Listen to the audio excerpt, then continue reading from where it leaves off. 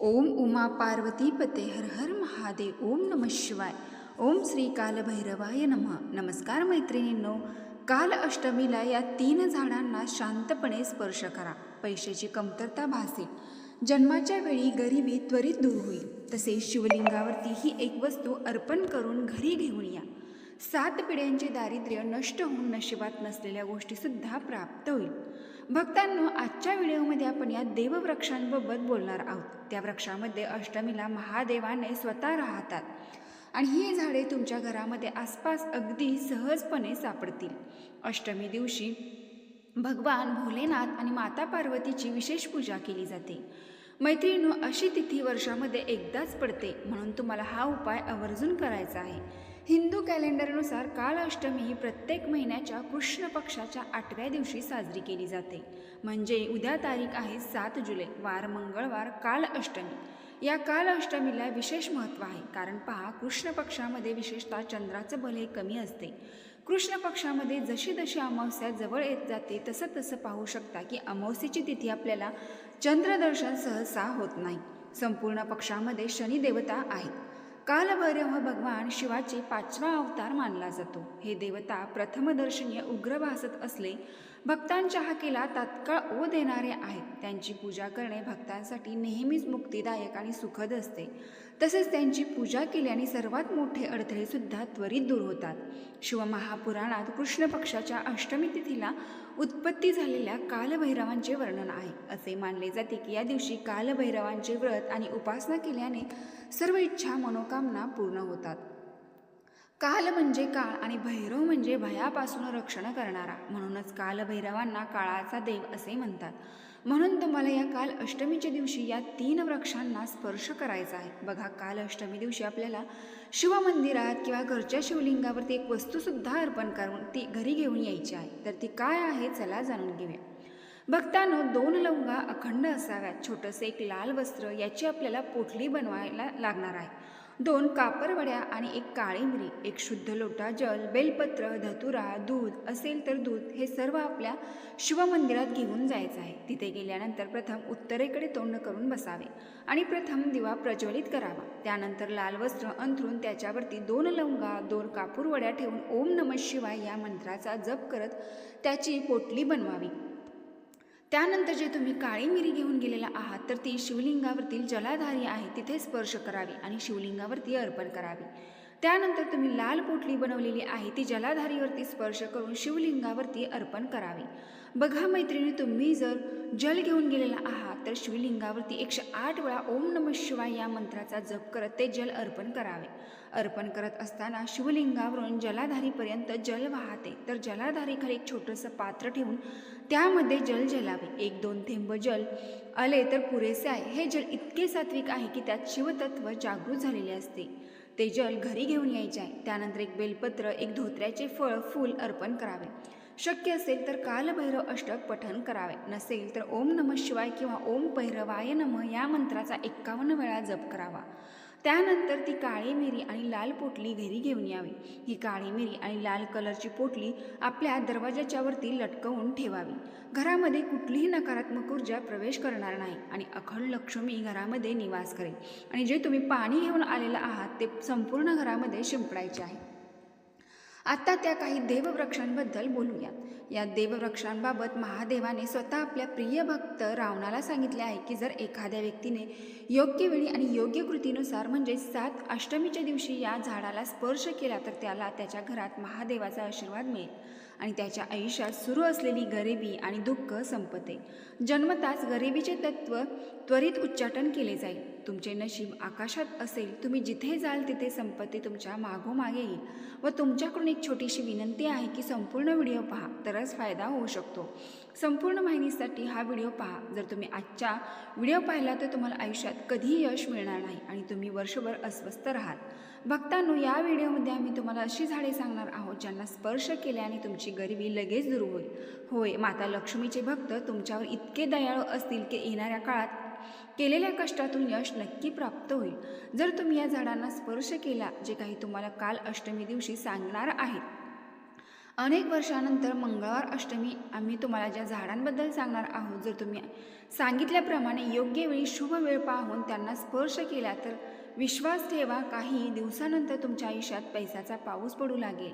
मग तुम्हाला तुमच्या जीवनात प्रगती करण्यापासून कोणीही रोखू शकणार नाही. तुमच्या सर्व इच्छा पूर्ण होतील. तुम्ही आनंदाने भरून जाल. जर तुम्ही काल अष्टमीच्या दिवशी या देववृक्षांना स्पर्श केला तर तुम्हाला ब्रह्मा, विष्णू आणि महेश या तिन्ही देवतांचा आशीर्वाद मिळेल. त्यामुळे सर्व तपशीलवारांसाठी हा व्हिडिओ पहा. चला तर मग जाणून घेऊया काल अष्टमीला कोणत्या झाडाला स्पर्श करावा लागेल. त्याआधी काल अष्टमी आणि भगवान शिवाचा काय संबंध आहे, काल अष्टमी म्हणजे काय हे आपण बघूया. हिंदू संस्कृतीत अनेक प्रकारच्या पौराणिक वृक्षांना महत्त्व दिले गेले आहे, ज्यांना देववृक्ष म्हटले गेले आहे. असे अनेक झाडे आणि रोपे आहेत ज्यांना पुराणामध्ये देववृक्ष म्हटले गेले आहे आणि ते खूप शुभ देखील मानले जातात. निसर्गात अशी अनेक झाडे आहेत जे आपले जीवनात बदलून चालून आलेल्या समस्या दूर करतात. विशेष म्हणजे लोक झाडाची केवळ पूजाच करत नाही तर त्याचा औषध म्हणूनही वापर करतात. हे अनेक प्रकारचे प्रमुख रोग बरे करते आणि अनेक प्रकारचे झाडे आणि वनस्पतीचा उल्लेख वैद्यकीय पुराणामध्ये करण्यात आलेला आहे. आजच्या युगात लहानातील लहान किंवा मोठ्यातील मोठा आजार हा बरेचसे फास्ट फूड खाऊन काही ना काही आजार हे उद्भवतात. तर त्या आजारातून मुक्त होण्यासाठी या काल अष्टमीच्या दिवशी फक्त या विशेष झाडाला स्पर्श केल्याने मात्र तो रोग निवारण होण्यास मदत मिळेल. भक्तांनो, जर तुम्ही देखील मंगळवारच्या काल अष्टमी दिवशी या झाडांना स्पर्श केला, तुम्हाला महादेवांबरोबर भगवान शिवाचा 8वा अवतार असणारे कालभैरव यांचा सुद्धा आशीर्वाद मिळेल की तुमच्या आयुष्यातील सर्व त्रास दूर होतील. ज्योतिषशास्त्रीय मान्यतेनुसार या अष्टमीला भगवान भोलेनाथ स्वतः चमत्कारिक वनस्पतीवर बसतील, ज्याबद्दल आपण या व्हिडिओमध्ये बोलणार आहोत. जर आपण या झाडांना स्पर्श केला तर आम्ही तुम्हाला सांगितल्याप्रमाणे हे तुमचा तरफ हा ओलांडेल आणि त्यावेळी तुम्हाला त्यांनी देवतांचे आशीर्वाद मिळतील. ब्रह्मा, विष्णू, मग स्वतः विद्वान देखील तुम्हाला श्रीमंत होण्यापासून रोखू शकणार नाही. हे सांगण्यात तुमचा जास्त वेळ वाया घालवत नाही. तर आपल्या हिंदू धर्मात भक्तांनी माता राणीचे अनेक रूप सांगितले आहेत, ज्यामध्ये झाडांना भीमादेवीचे रूप मानले जाते. जर आज मी तुम्हाला अशा झाडांबद्दल सांगणार आहे. फक्त अष्टमीला त्यांना स्पर्श केल्याने शत्रूंचा दोष, कर्जाचा डोंगर, वाईट संकटे, वाईट बाधा, गरिबांचा दोष हे सर्व संपतात. भगवान भोलेनाथ यांना प्रसन्न करण्यासाठी अष्टमी हा सर्वात योग्य दिवस मानला जातो आणि अष्टमीच्या पवित्र सणामध्ये अशी काही झाडे आहेत ज्यांना देववृक्ष म्हटले गेले आहे. देवतांना वृक्ष म्हणतात, ते देवताचे प्रकटीकरण आहे. आई काळी आहे आणि आपण आपल्या धर्मात झाडांची देवी देवता म्हणून पूजा करतो आणि आम्ही प्रार्थना करणे आवश्यक आहे. विज्ञान हे म्हणते की झाड आणि वनस्पतींना मानवांना विनामूल्य जीवन देतात आणि यामुळे झाडे त्यांचे रोग लवकर बरे करतात. जर तुम्हाला आजार टाळायचा असेल आणि निरोगी राहायचं असेल तर पहिले देववृक्ष आहे ते म्हणजे शमीचे वृक्ष.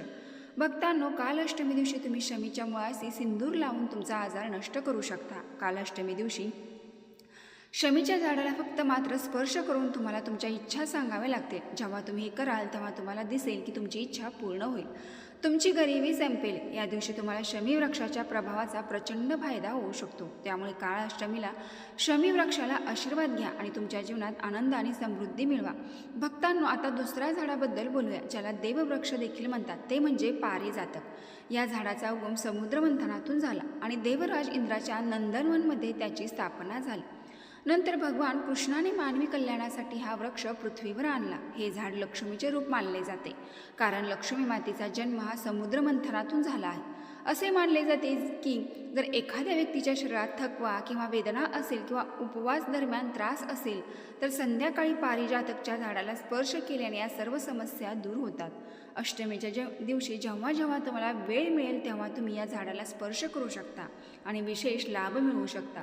जर तुम्ही अष्टमीच्या दिवशी या झाडाखाली तुपाचा दिवा लावला आणि तुमच्या मुळामध्ये छोटेसे शिवलिंग बनवून फक्त एक पारिजातकचे पान उमा पार्वती पते हर हर महादेव या मंत्राचा जप करत अर्पण केले आणि 1 लोटा जल अर्पण करून एक चुटकी सिंदूर लावला तर तुमच्या सर्व इच्छा पूर्ण होऊ शकतात. पती पत्नीमध्ये एवढे नाते घट्ट होते की विश्वास ठेवणार नाही. त्याला कुणाचीही दृष्टही लागणार नाही आणि अखंड सौभाग्य प्राप्त होईल. पण मला तुमची प्रार्थना हवी, हीच प्रार्थना आहे की पारिजातक वृक्ष, तू देवीचे रूप आहेस, कृपया आमच्या सर्व समस्या सोडव. लक्ष्मी आमच्या घरात राहू दे. पितृदोष, ग्रहदोष, लक्ष्मी दोष शेवट. कृपया आमच्या जीवनात समृद्धी आणि आनंदाचा वर्षाव कर. जर तुमच्या घरात पैशाचा ओघ कमी होत असेल आणि पैसा खर्च होत असेल तर तुम्ही पारिजातकची 5 फुले घेऊन ती व्यवस्थित वाळवू शकता. एका पिवळ्या कपड्यात बांधावीत आणि भगवान शिवाच्या शिवलिंगासमोर या फुलांची पूजा करावी. त्याच दिवशी संध्याकाळी फुले तिजोरीमध्ये ठेवू शकता. मंगळवार किंवा सोमवार केले पाहिजे. यामुळे तुमच्या घराची संपत्ती वाढेल आणि तुमच्या आर्थिक स्थिती सुधारेल. म्हणून जर तुम्हाला लवकर श्रीमंत व्हायचे असेल किंवा तुमची काही अपूर्ण इच्छा असेल, या 3 झाडांबद्दल नमूद केलेले उपाय नक्की करा. आता पुढील झाड आहे ज्याला तुम्हाला काल अष्टमीला स्पर्श करावा लागेल. हिंदू धर्मात पिंपळाचे झाड अतिशय पवित्र आणि शुभ मानले जाते. विशेषतः भगवान शिव आणि भगवान विष्णू यांच्याशी संबंधित आहे. पिंपळाच्या झाडाची पूजा केल्याने पापांचा नाश होतो आणि नशिबात नसलेल्या गोष्टीसुद्धा प्राप्त होतात. काल अष्टमी दिवशी पिंपळाच्या झाडाखाली बसा आणि एकाग्रचित्त करून ध्यान करा. पिंपळाच्या झाडाखाली पूजा करणे आणि दिवा लावणे विशेषतः फायदेशीर मानले जाते. शिवलिंगाची पाने पिंपळाच्या बुडाशी अर्पण करावेत आणि 1 लोटा जल ओम नमः शिवाय या मंत्राचा जप करत. विशेष नियम म्हणजे रात्री कधीही पिंपळाच्या झाडाखाली झोपू नये, कारण भक्तांकडून ते अशुद्ध मानले जाते. आता पुढचा देववृक्ष आहे तो म्हणजे ज्याला अष्टमीला स्पर्श करायचा आहे. एक झाड म्हणजे वटवृक्ष. हा हिंदू धर्मातील एक महत्त्वाचा वृक्ष आहे. विशेषतः महिलांसाठी हा वृक्ष समृद्ध, आनंद, आशीर्वादाचे प्रतीक मानला जातो. वटवृक्षाचा संबंध अनेकदा भगवान शिव आणि पार्वतीच्या संयुक्त पूजेशी जोडला जातो. अष्टमीला या झाडाजवळ जाऊन त्यांची पूजा करणे खूप शुभ आहे. दिवा लावा आणि झाडापाशी प्रार्थना करा. वटवृक्षाभोवती 7 प्रदक्षिणा मारा. हे अत्यंत शुभ असते. मुळाशी दूध पाणी अर्पण करा आणि तिथे भगवान शिवाचे ध्यान करत ओम नमः शिवाय जप करा. वटवृक्षाच्या पूजेच्या दरम्यान त्यांच्या फांद्या आणि खोडा देखील सजवले पाहिजे, कारण ते वृक्षाचे जीवन आणि समृद्धीचे प्रतीक आहे. वडाच्या झाडाची पाने हे भगवान शिवाला अत्यंत प्रिय आहेत. वडाच्या पानावरती जय श्रीराम असे लिहून काल अष्टमी दिवशी शिवलिंगावरती अर्पण केल्यास मोक्ष प्राप्त होते असे म्हटले जाते. त्यामुळे भगवान शिवाला पान अर्पण करणे शुभ मानले जाते. आता पुढील झाड आहे ज्याला तुम्हाला अष्टमीला स्पर्श करावा लागेल, म्हणजे ते कडुलिंबाचे झाड. हे आरोग्य आणि शुद्धीचे प्रतीक आहे.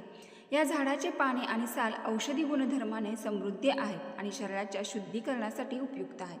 काल अष्टमी दिवशी जवळपास कुठेही कडुलिंबाचे झाडाकडे जा आणि त्याची पूजा करा. या लिंबाचे पान शिवलिंगाला अर्पण केल्याने पुण्य प्राप्त होते. निमवृक्षाची साल आणि पानाने अंघोळ करणे हे देखील शुद्धता आणि आरोग्याचे प्रतीक मानले जाते. निमवृक्षाखाली उत्तरेकडे तोंड करून एक दिवा प्रज्वलित करावा. त्या दिव्यामध्ये 2 लवंगा आणि 2 तमालपत्र टाकावेत. असा दिवा प्रज्वलित केल्याने अष्टलक्ष्मीचा कृपा आशीर्वाद प्राप्त होतो असे म्हटले जाते. निमवृक्षाची पूजा करताना ओम नमः शिवाय या मंत्राचा जप करा. हे मन शांत करण्यास आणि तणावमुक्त करण्यास मदत करते. आता पुढच्या झाडाला तुम्हाला अष्टमीला स्पर्श करावा लागेल ते आहे आंब्याचे झाड. ज्या व्यक्तीच्या घरामध्ये सतत नकारात्मक गोष्टी, भांडण तंटे होतात, त्या व्यक्तीने काल अष्टमी दिवशी आंब्याच्या झाडाची पूजा करून प्रार्थना करून त्याची फक्त 5 पाने आपल्या मुख्य दरवाजाच्या उंबरठ्यावरती स्वस्तिक काढून पूजन करावे. नकारात्मक बाधा दूर होऊन अष्टलक्ष्मी प्राप्त होते. त्या व्यक्तीला आनंद, समृद्धी आणि आशीर्वाद मिळतो. आंब्याच्या झाडावर थोडेसे केशर मिश्रित जल शिंपडा आणि त्याची पूजा करा. भगवान शिवाचे ध्यान करा आणि ओम नमः शिवाय जप करा. आंब्याच्या झाडाचा वापर विशेषतः शिवाच्या शिवपिंडीवर आपली कोणतीही इच्छा लिहून अर्पण करा. येणाऱ्या अष्टमीपर्यंत ती इच्छा पूर्ण होते. आंब्याचे पान समृद्धीचे प्रतीक मानले जाते, म्हणून हा उपाय नक्की करा. बघा मैत्रिणी, विशेषतः जर तुम्ही 3 झाडांना स्पर्श केला तर तुमच्या इच्छा पूर्ण झाल्या कोणतीही शक्ती तुमच्या मार्गात येऊ शकणार नाही. अष्टमीला हे उपाय नक्की करा. यामुळे तुमचे आयुष्य बदलू शकते, तुमच्या अडचणी दूर होऊ शकतात आणि तुमचे नशीबसुद्धा चमकू शकते. यामधील जे कुठले तुमच्याकडे झाड असेल त्या झाडाला जरी तुम्ही स्पर्श केला तरीसुद्धा अतिउत्तम आहे. तर मैत्रिणी, अत्यंत महत्त्वपूर्ण माहिती तुम्हाला आवडली असेल तर नक्की आपल्या चॅनलला एक लाईक करून कमेंट बॉक्समध्ये ओम उमा पार्वती पते हर हर महादेव नक्की टाईप करा. धन्यवाद.